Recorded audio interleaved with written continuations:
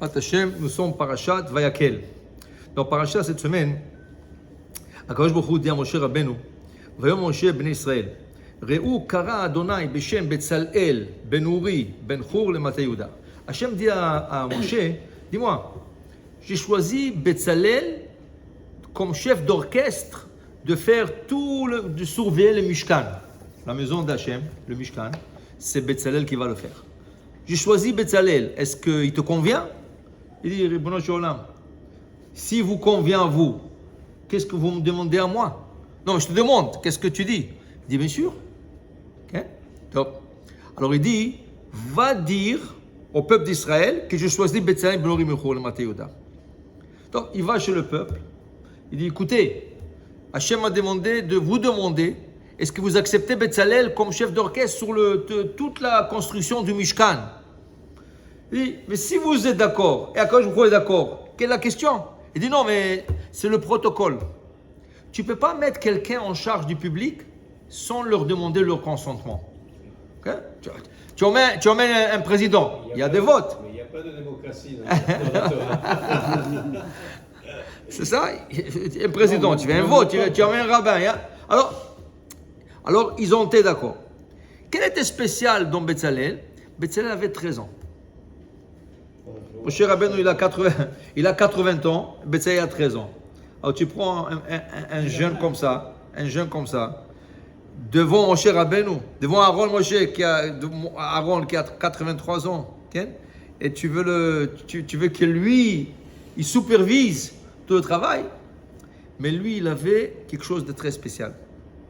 Très spécial. Quoi? Tout d'abord, quand Moshe lui dit, écoute, voilà le plan. Il lui donne le plan. Voilà le plan. Je veux que tu me fasses, voilà, un arche, l'arche sainte, une table en or, l'autel en cuivre, l'autel en or, okay? Le candelabre. Il lui donne tout le plan. Et ensuite, il lui donne le plan du Mishkan. Il dit, Mechila, Moshe Rabbeinu, je suis petit moi. Mais normalement, tu n'achètes pas le meuble et ensuite tu achètes la maison. D'abord, tu achètes la maison et tu meubles la maison. Il dit, wow, comment tu savais ça? Ton nom est approprié. Betzalel, tu étais à l'ombre de Dieu, qui veut dire, c'est exactement qu'est-ce que Dieu m'a dit quand j'étais sur le Sinaï. Comment construire le Mishkan et ensuite meubler le Mishkan. Et moi, je te dis le contraire. Il y a toute une question, pourquoi Moshe a allé le contraire? On ne va pas rentrer ce soir dans cette question. Vous regardez les commentateurs, comment ça se fait que Moshe a renversé l'ordre, si c'est ça qu'Hachem lui a dit. Mais comment Betzalel a su ça? Déjà, il a vu que ce jeune garçon, il est plein de Ruach HaKodesh. Mais encore beaucoup plus que ça. Qu'est-ce qu'il y a plus que ça? Betzalel avait la capacité que quand il prenait un morceau d'or, d'argent, du cuivre, du bois, il était capable de voir quelle était la pensée de la personne qui l'a donné.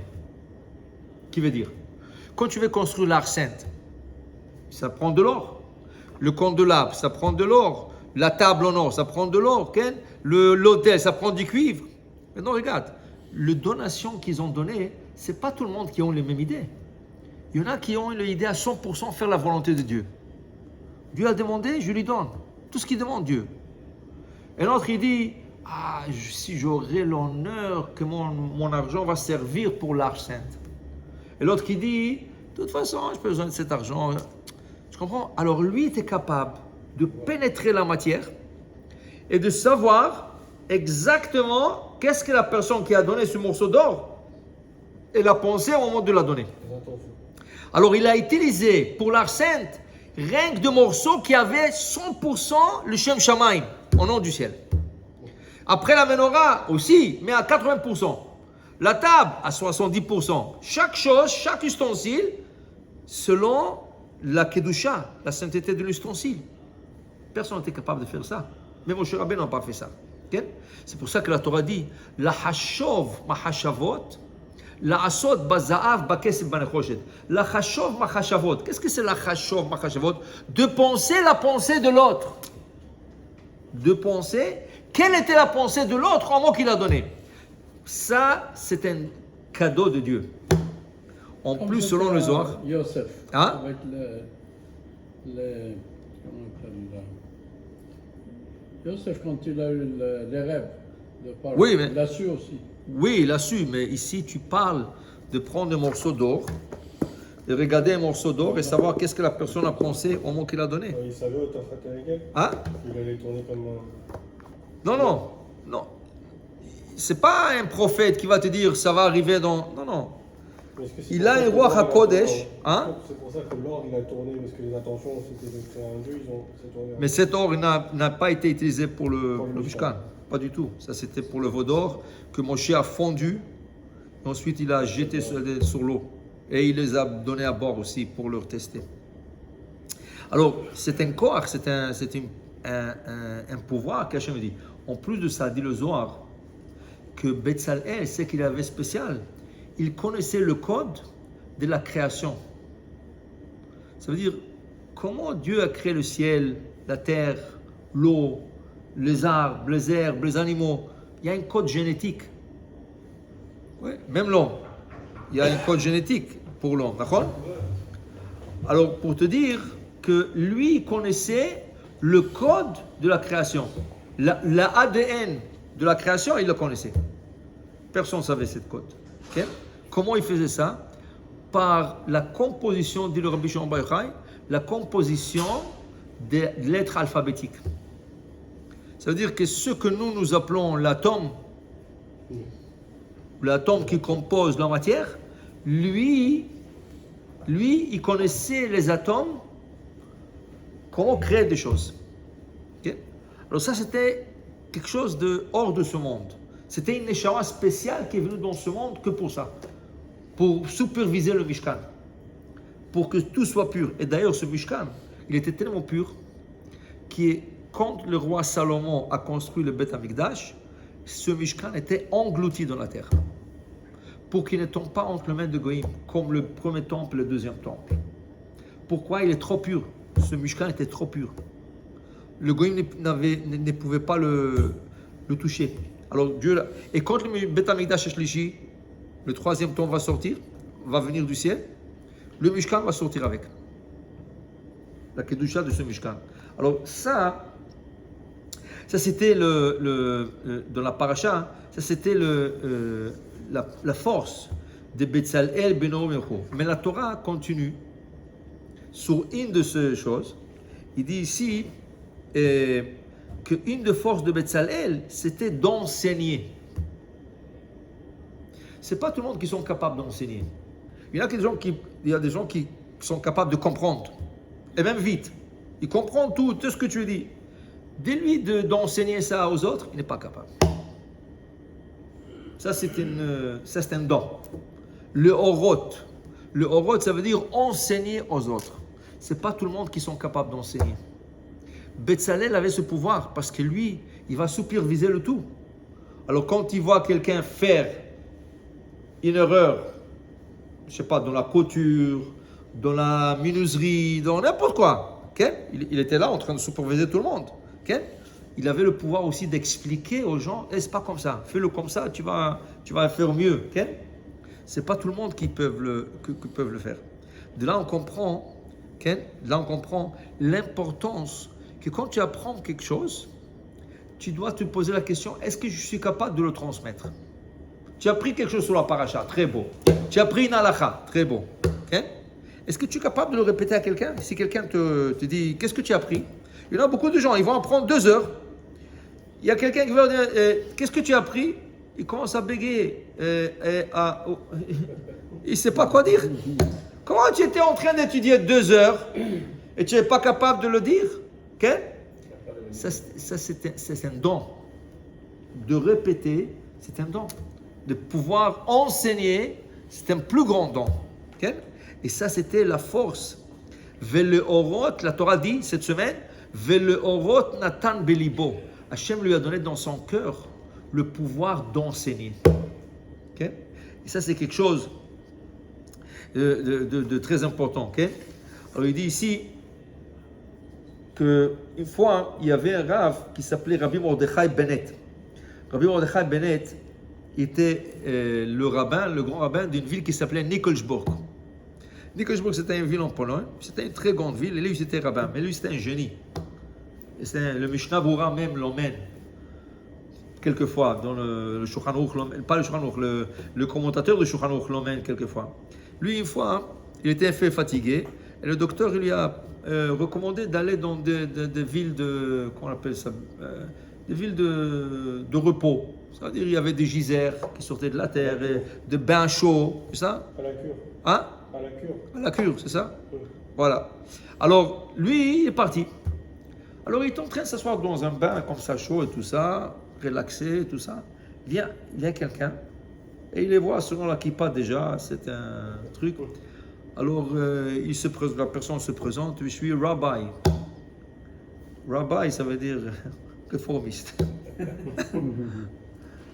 Alors, il lui a pas fait cas. Il dit, Shalom Aleichem, par gentillesse, Aleichem Shalom.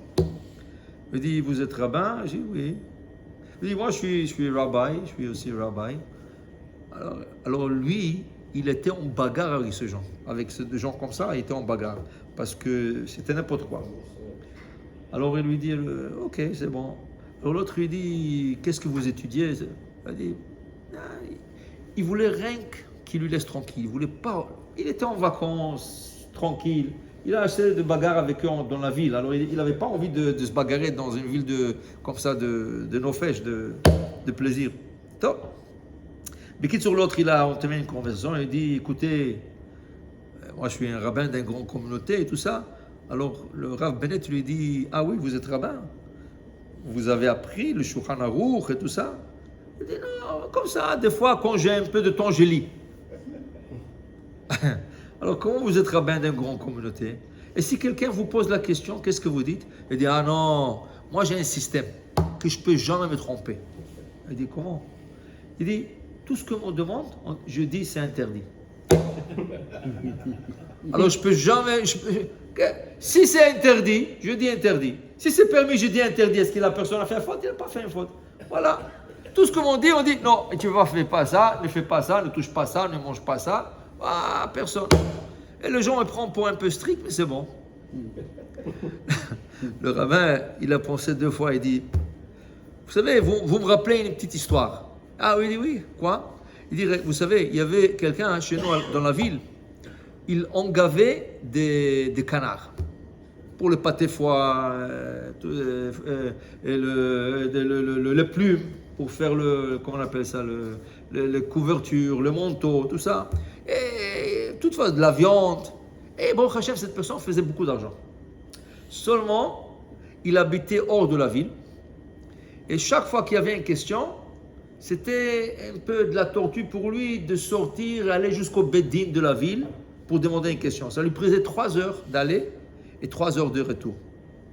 Alors il attendait, à la fin de la journée, il y avait 2, 3, 4, 5 canards en question. Il fallait qu'il va, il retourne. Des fois il perdait, des fois il gagnait. Top. Un jour, il est venu un moqueur chez lui à la maison, un réformiste. Et il voyait, il dit, où tu vas? Il dit, non, j'ai 3 canards, il faut que je vá dans la ville. Il dit, quoi, tu vas voyager 3 heures dans la ville? Il dit, oui, je le fais chaque jour presque. Il dit, pourquoi? Mais la Torah, elle a une autre résolution pour toi. La Torah, qu'est-ce que la Torah dit? Il dit, c'est très facile, regarde. Dans la Torah, c'est écrit, Vekol terefa, quand tu as quelque chose qui est taref, qui n'est pas cachère, laquelle est tashlichunoto? Tu le jettes devant un chien. Il dit, ok, alors? Il dit, regarde, si le chien, il le mange, ça veut dire c'est taref. Si le chien ne mange pas, c'est cachère. L'autre était ignorant. Il dit quoi? C'était dans la Torah. Il dit viens, je te montre. Il lui a sorti le verset, voilà. Vekol terefa basadeh laquelle est tashlichunoto.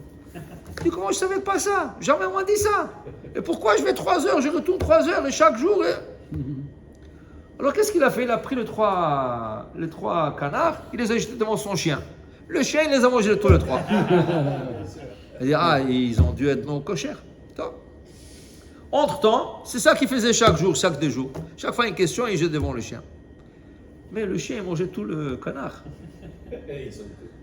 Après 4 mois, 5 mois, il dit non, avant quand j'allais là-bas, Oui, c'était un peu fatigant. Mais moi, je récupérais quelques canards. Ici, je n'ai rien. Alors, il est parti. La prochaine fois, il dit, c'est, je donne plus au chien, je retourne à faire qu'est-ce que je faisais avant. Il est parti au Beddin. Le Dayan, il lui a vu, il dit, dis-moi, pendant 5 mois, il n'y avait pas de questions. Quoi? Tout était caché pendant 5 mois? Il dit, non, il y avait, mais vous savez. Il dit, il savait quoi? Il dit, alors expliquez qu'est-ce qu'il lui a écrit l'autre. Vous savez, j'ai un chien, on m'a dit, si tu veux jeter devant le chien, c'est taref, il le mange, c'est taref. Alors l'autre, le Dayan, il voulait se moquer de lui, il dit, et pourquoi tu ne continues pas avec ton chien? Qu'est-ce que tu es venu nous voir à nous? Il dit, non, mon chien est trop strict, il mange tout. Alors le rabbin, il s'adressait à, tu vois, toi tu es comme ce chien, tu manges, tu dis tout à sourd, tout est taref, tout est taref. La chokhma, c'est quoi la chokhma? D'enseigner aux gens qu'est-ce qui est permis, qu'est-ce qui est interdit. C'est pas la chokhma de dire assour. C'est quoi la force de Rav Ovadia Yosef, Zatzal? Sa force était de permettre des choses que personne ne pensait que c'est permis. Il y a tellement de choses qu'on était strictes jusqu'à qu'il est venu Rav Ovadia Yosef. Mais ce n'est pas de sa tête, hein? Ce n'est pas comme ça de sa tête. Il prouvait dans le Shulchan Arour, dans le décisionnaire, tellement de choses. Okay? Par exemple, pour Pessah. Okay? Pour Pessah. Vous savez, il y avait une usine en Israël, à Haïfa, une usine qui fabrique l'acide citrique. C'est la seule usine en Israël, en tout Israël. Okay? L'usine est rentrée dans des difficultés financières. Alors ils allaient faire faillite. Mais là, ils ont posé la question que voilà, l'acide citrique peut se faire de 2 manières. Ou de graines de blé, ou de pommes de terre. Ok? Maintenant, ça leur coûte plus cher la pomme de terre. Je ne sais pas, il y avait un problème. Mais si ils trouvent une permission de fabriquer l'acide citrique des graines de blé, ça va remonter la situation financière et 200 familles pourront continuer à travailler dedans. Ça veut dire qu'il y a 200, si ils ferment l'usine, 200 familles, ils sont en chômage. Alors ils ont donné cette question à Rav Ovadia Yosef. Il a étudié le sujet, tout ça, et il a vu, il est parti à l'usine, il regardait tout ça, et il a vu comme quoi que c'est un acide. Ce produit qui se met dans les aliments, dans toutes les canettes. Dans toutes les canettes, tu vas trouver eau, sel, acide citrique. Okay? Des fois, c'est écrit acide ascorbique. Alors, cet acide-là, elle garde la fraîcheur de l'aliment. Donc, si c'est fait à graines de blé, c'est hametz. Apparemment. Mais le Rav est parti, il a vu l'usine, et il a vu que cet acide, elle n'est même pas mangée par un chien. Donc, le Shulchan Arour qui dit que si le chametz a été brûlé au point que même un chien ne le mangera pas, c'est permis. Ok? Alors il a trouvé encore de manières et il a permis et cette usine est restée ouverte. Ok? Et là, maintenant, c'est pas a priori qu'on achètera des produits avec acide citrique, mais c'est permis. Ok? C'est sûr qu'il avait beaucoup d'opposition, mais ça a permis à garder 200 familles dans leur affaire, okay? dans leur travail. Et ça a permis aussi, dans quelques situations, que les gens pouvaient acheter. Par exemple, ils prennent une canette de tomates qui coûte dans l'année $2. Du coup, elle te coûte $4 le Pessah. Aucune raison. Aucune raison. Okay? Même si tu changes l'acide citrique, et au lieu que ce soit à base de blé, ce soit à base de pommes de terre, quelle est la raison, quelle est la justification que ça coûte $2 de plus? Il n'y a aucune justification. Okay? Le cream cheese, il est cachère toute l'année. Et c'est écrit cachère les Pessah toute l'année. Vient Pessah, ça monte $1,50. Demander au you ou au rabbin? Il faut demander. Non, alors tu te poses la question, il y a un abus. Okay? Le Rav Ovadia Yosef était contre l'abus du public. Il était pour le public. Okay? Tu comprends? Mais ça, il fallait enseigner. Ça, il fallait montrer. Alors quand les gens voyaient ça, okay? Beaucoup de gens, ils sont kitniot. Et là, ça monte le prix. Kitniot, c'est pour Ashkenaz. Les Sfarad, ils n'ont pas de problème, kitniot. Alors pourquoi je vais payer $2 plus chaque item? Et les gens des familles qui ne peuvent pas se permettre. Déjà, ils ont de la difficulté pour finir le mois et tu leur ajoutes le double pendant 8 jours. C'est difficile. Okay? C'est difficile. Alors, tu comprends, c'était un enseignement. Il enseignait. Okay? Ah, c'est sûr qu'a priori, si je peux acheter tout avec Asher le Pessah, Mehadrin, il n'y a pas de question. Il n'y a pas de question. Mais si quelqu'un est dans la difficulté, j'ai besoin de lui enseigner quelques petites choses, alors il y a Shalman Ismor, il y a sur quoi se baser. Mais ça, c'est le horot, la force d'enseigner. Okay? Tu apprends et tu enseignes. Ça, c'était la force de Rav Vadia. Rav Vadia, okay? Je vais vous donner un autre cas qui est arrivé. Quand il était jeune, il racontait lui-même. Quand il était jeune, il sortit de la yeshiva Porat Yosef. C'est juste en face du kotel, la yeshiva. Il est sorti de la yeshiva et il voit une madame en train de pleurer avec une marmite dans la main. Il dit, madame, pourquoi vous pleurez? Il dit, vous savez, ma fille, elle a fait une erreur. On a fait une salade cuite pour la fête de Pessah et la fille s'est trompée. Au lieu de prendre une marmite de Pessah, elle a pris une marmite de l'année. Et elle a fait la salade cuite. Alors tout est Hametz. Il dit, pourquoi vous dites tout est Hametz? Parce que je suis parti demander au rabbin. Il y avait là-bas un grand rave à cette époque, un grand rave, mais il était Ashkenaz. Et je lui ai demandé, il m'a dit, il faut tout jeter. Il dit, vous savez, mon mari, avec le travail et tout ça, on a de la difficulté, qu'est-ce que je vais faire maintenant? Alors il dit, mais est-ce que la marmite a été utilisée pendant le dernier 24 heures? Il a dit, non. Il dit, vous êtes séfarade ou ashkenaz, madame? Il dit, je suis séfarade. Il dit, prenez la marmite, c'est cachère, la salade cuite est cachère. Il dit, non, moquez de moi, hein? Il dit, non. Alors, elle a refusé de croire. Il dit, mais je demandais au grand rabbin, c'est un rabbin très connu. Il dit, écoute, tu as le cheveu blanc, tu as les yeux bleus. Le rabbin pensait que tu es ashkenaz. Et lui, il est ashkenaz. Il t'a dit exactement qu'est-ce qu'un ashkenaz doit faire. Selon les ashkenaz, tel cas est interdit. Mais il lui a montré le Shulchan Aruch clair qu'il dit Kli she'eno ben yomo, un ustensile qui a passé 24 heures sans utilisation et qui a été propre et tu as cuisiné pour Pessah par erreur, c'est cachère. C'est cachère. Il n'a pas fallu de faire non. Non. Ça veut dire qu'elle a déjà cuisiné. Ouais. C'est pas a priori. C'est déjà... Alors, elle lui dit, vous êtes sérieux? Il dit, écoute, je vois que tu as des doutes. Est-ce que tu peux me le vendre? Moi, je suis prêt à te l'acheter. Vends-moi la salade, je vais l'emmener à la maison, on va la manger pour Pessah.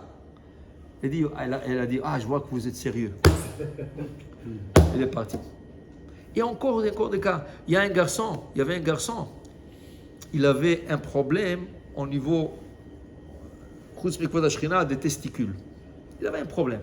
Et selon le problème qu'il avait, il est parti voir un des plus grands rabbins en Israël, le plus grand. Il lui a demandé la question, il a dit, je m'excuse, vous êtes dans la catégorie des Petsua Daka. Petsua Daka, quelqu'un qui a un problème au niveau des testicules, c'est un problème.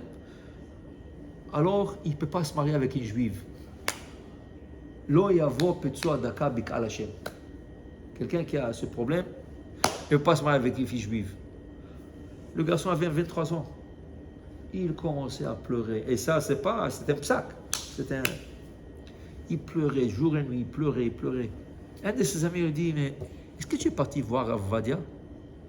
Il dit, non, mais je demandais à ce Rav, c'est le plus grand en Israël, le plus grand. Il dit, mais ça vaut la peine de le demander à Rav Vadia. Il est parti voir Rav Vadia Yosef. Quand tu lui as raconté ça, il a commencé à lui crier, oui, tu viens chez moi, rien que tu as besoin de moi, tu vas chez les Ashkenaz, tu es séfarade, qu'est-ce que tu es parti demander à un Ashkenaz? Il lui a savonné pendant quelques minutes. Après, il lui dit, tu peux retourner chez toi, tu peux te marier avec un juif, voilà. Il lui a ouvert le Shulchan Aruch, il a dit, regarde, il t'a dit, tout ce qu'il t'a dit c'est vrai, mais il t'a dit selon les Ashkenaz. Mais toi, tu es séfarade, regarde qu'est-ce qu'il marane, il écrit. C'est permis, ton problème est exactement là. C'est permis. Tu comprends? Et le problème, c'est comme ça, toujours. Ça dépend à qui tu demandes la question. Et des fois, tu peux te poser la question, le plus grand rabbin. Mais s'il est Ashkenaz, pour lui, un séfarade d'Ashkenaz, c'est la même chose. Il va lui dire, voilà. Mais la force de Rav Ovadia Yosef, c'était quoi? La première chose qu'il te demandait après de demander, qu'est-ce que vous êtes? Séfarade ou Ashkenaz? Séfarade, voilà la loi séfarade. Ashkenaz, voilà la loi Ashkenaz. Parce que dans le Shulchan Aruch, il y a beaucoup de nuances et de différences entre les séfarades et Ashkenaz. Surtout pour Pessah, surtout pour le Shabbat. Combien d'halachot? on a le droit de chauffer la challah Shabbat sur une plate de Shabbat. Les Ashkenazes n'ont pas le droit. Okay? Okay? Il y a tellement d'halachot différents pour le Séfarad et les Ashkenazes. Okay? Alors il faut savoir, les oroth, enseigner, c'est ça. Alors au début, quelqu'un lui a proposé au Rav Vadia de commencer des cours samedi soir sur un satellite. Ça veut dire un cours qui va sur le satellite et qui peut aller dans le monde entier. Il a dit non, jamais de la vie, je ne rentre pas dans des choses comme ça. Et il a parlé à sa femme. Il a dit écoute, tu es en train de donner des cours en Israël. Il y a des gens en Kouslares qui voudront bien t'écouter et savoir bien qu'est-ce que tu penses. Pourquoi tu ne donneras pas le cours? Ça va direct, c'était cours direct. Il a commencé et pendant plus que 30, 40 ans, il donnait ce cours. Jusqu'à qu'il ne pouvait plus donner ce cours. Et combien de gens ont fait tchouva et combien de gens savaient quoi faire. Okay? Et ensuite son fils, qu'il a écrit lui Al-Kut Yosef selon les enseignements de son père. Les horoth, enseigner, c'est une force. C'est pas n'importe qui. Tu sais, il y a des grands rabbinim, mais ils ne savent pas comment transmettre. Et qu'est-ce qu'il dit dans le Maxime des Pères? Ve'amidu talmidim arbe. Une des forces le plus grande de la Torah, c'est de savoir comment enseigner à beaucoup des élèves. Chaque élève selon son niveau. Rav Ovadia Yosef, quand il parlait, il pouvait parler au plus grand rabbin et la plus petite personne qui n'a jamais étudié. Ils vont tous les deux comprendre, chacun à son niveau. Parce que aussi, de la manière que tu expliques, il y en a des gens qui t'expliquent, mais après, tu ne comprends rien. Tu ne sais pas qu'est-ce qu'il a dit sur rabbin, il m'a confondu. Complètement, je ne sais plus quoi faire. Okay? Mais il y en a qui expliquent, waouh, c'est tellement clair, je sais exactement quoi faire maintenant. Ça, c'est la force de Betzalel ben Uri ben Chour, le Maté Yehuda, le Horoth Natan Belibo. Dans son cœur, Hachem lui a donné la force d'enseigner et transmettre la Torah aux autres générations. Au Adonai Leolam, Amen.